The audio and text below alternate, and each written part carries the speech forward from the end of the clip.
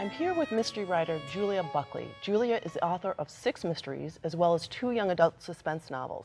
Critics have called her writing beautifully crafted, delightfully entertaining, warm, engaging, and fun. Welcome, Julia, to our Fall Mystery Marathon. Thank you, Shelley. It's nice to be here. Thank you. So now you have been a mystery lover from way back. When did you get started with mysteries?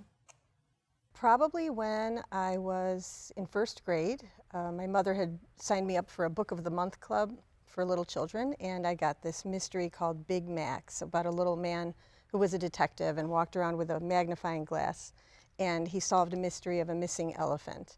And ever since then, I really loved them. And as I got older in junior high and high school, my mom was actually the volunteer librarian at my grade school. And so she would pick out books for me, and she and I liked to read a lot of the same things. And I read a little bit beyond my grade level, so sometimes I would read what she was reading. And she loved a lot of the Gothic mystery writers, and so I really got hooked on some of those writers that she read. And Mary Stewart was one of those writers? Mary Stewart was my all-time favorite. She still is. And I want to say her first book was probably published in the late 40s, and then she dominated for several decades with her mysteries, which were a wonderful blend of sort of the Gothic style that you found in a Daphne du Maurier mystery or the Brontes, but also she modernized them and usually took a plucky young English woman and put her off into some distant location where she had to adapt to this new setting. And Mary Stewart was brilliant about describing setting, beautiful visuals and things that would really immerse you in the text and made you feel that you were in that place. But she was also very literary, which is what I loved. She started every chapter with an epigraph, sometimes from Shakespeare or from some great work that had something to do with the chapter.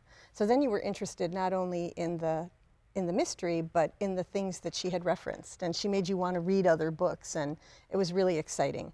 And her books were always very exciting, always escalated to this amazing climactic scene, and they were very romantic. Oh, okay. So now let me bring that forward to your writings. How has some of that early experience influenced what you write today? Well, I can only aspire to be like Mary Stewart, who I think was one of a kind, but in my latest novel, I dedicated it to her, and I said for Mary Stewart, who was the best, and I still feel that way. But I'm very romantic, like Stewart. There's always a romantic subplot in my books, and in fact, I had a reader just write to me and say she wished there were a little bit more with the romance in the latest book. So certainly, I think readers often respond to that. Now let's go back to your first book, which is The Dark Backwards. How did that come to be? I'm assuming that the title has something to do with how you got there. The title is actually from The Tempest, and the premise of The Tempest is that the father, trapped on this island, speaks to his daughter, and he says, "What seest thou else in the dark backward and abysm of time?" Meaning that what can she remember from her past that now might affect her present? And so I chose that title because my young cop in this story needs to sort of look to her past to solve this mystery, and she's confronting someone in the very high echelons of power, the governor of her state, and she believes that he is corrupt. But she's merely a police officer and a woman, and there's some prejudice against her in the ranks, and so she has to take him on and succeed. Julie, let's talk a little bit more about the Dark Backwards. How did that come to be?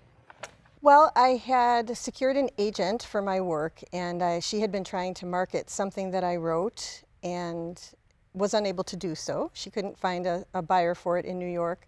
So she came back and told me that, and I sort of despaired, but then I thought, well, then I'm going to write something that they do want to buy. And so initially it was kind of an act of rebellion that I just started writing this book and saying, all right, there will be all this action at the beginning. Do they want dead bodies? Fine, here they are. And then, of course, I got absorbed in my own story and started getting caught up in the tale of this woman who took on the governor, and that book did, in fact, sell. So I guess you have to be emotional at some point in the process.